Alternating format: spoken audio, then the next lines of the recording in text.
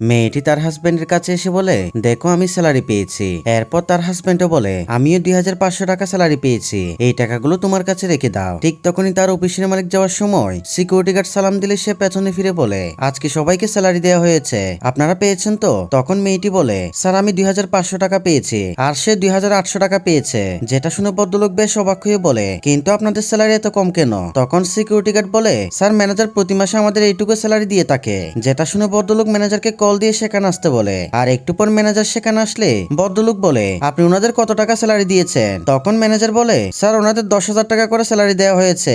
তখন ভদ্রলোক রেগে গিয়ে বলে, আপনি মিথ্যে বলছেন কেন?